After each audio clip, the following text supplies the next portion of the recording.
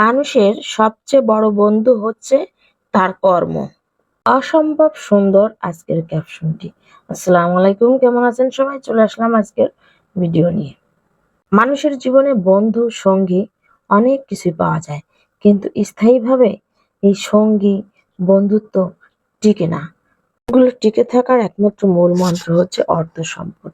আর এটি যদি না থাকে তাহলে সত্যিকারের বন্ধু যে সে পাশে থাকে, আর কিছু বন্ধু সঙ্গী আছে স্বার্থের বিনিময়ে পিছন থেকে এক পা দুপা করে সরে যায়। স্বার্থের দুনিয়ায় এটাই সম্ভব।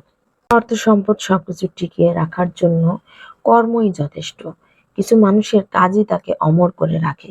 ভালো কর্ম করলে মানুষ সমাজে সম্মানিত হয়, মৃত্যুর পরও তার নাম স্মরণ করা হয়।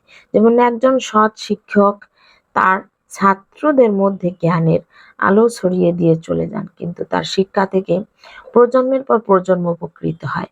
আবার খারাপ কর্ম করলে মানুষ যতই বড় হোক না কেন, শেষে লজ্জা আর ঘৃণার বোঝা বহন করতে হয়। কর্মই মানুষের আসল পরিচয়। কথা আছে, কথায় নয় কাজে মানুষ চেনা যায়। তাই যে মানুষ নিজের কর্মকে বন্ধু বানায় সে কখনো একা হয় না। তার প্রতিটি ভালো কাজ তাকে পথ দেখায়, তাকে শক্তি দেয় এবং মৃত্যুর পরও মানুষের দোয়া আকারে বেঁচে থাকে। সুতরাং মানুষের সবচেয়ে বড় বন্ধু ধন সম্পদ নয়, সম্পর্কও নয়, আসল বন্ধু হচ্ছে তার কর্ম। তাই ভালো কাজের সাথেই জীবনের বন্ধুত্ব করা উচিত। তাই জীবনে অহেতুক কিছু বন্ধুর পিছনে না ছুটে আর অর্থ সম্পদকে বেশি গুরুত্ব না দিয়ে নিজের কর্মটার প্রতি গুরুত্ব দেওয়া উচিত। নিজের কর্ম ভালো হলে বন্ধুর অভাব হবে না। মানুষের সব থেকে বড় বন্ধু যদি কর্মই হয়, তাহলে কর্মটাকেই বেছে নেওয়া উচিত। কারণ স্থায়ীভাবে যে বন্ধুটি কখনো সবসময় পাশে ছিল, কখনো ছেড়ে যায় না, সেটি তার কর্ম। অর্থ সম্পদ, খ্যাতি কিংবা সম্পর্ক সবকিছুই একসময় ফিকে যায়, কিন্তু মানুষের কাজই তাকে অমর করে রাখে।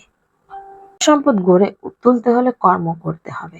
এই শহর বা গ্রামে অর্থ ছাড়া, স্বার্থ ছাড়া কেউ কারোর প্রতি ঘুরেও তাকাবে না। বিশ্বাস না হলে একবার বিপদে পড়ে দেখেন। আল্লাহ এই কথা বলেছেন, কাজ করতে হবে, কাজ ছাড়া কিছু করা যায় না।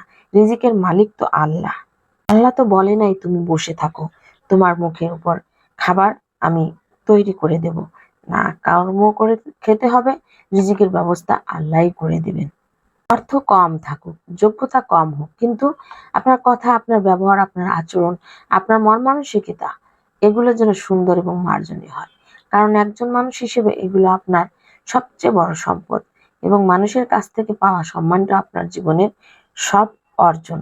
আর অর্জনটাই হচ্ছে আপনার একটা কর্মের মধ্যে পড়ে।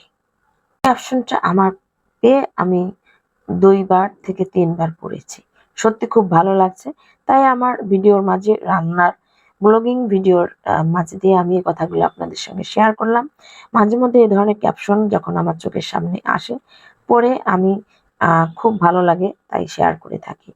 সুপ্রিয় দর্শক, ভিডিওটি কেমন লাগলো কমেন্ট করতে ভুলবেন না। ভালো থাকবেন সবাইকে। আল্লাহ হাফিজ। আসসালামু আলাইকুম।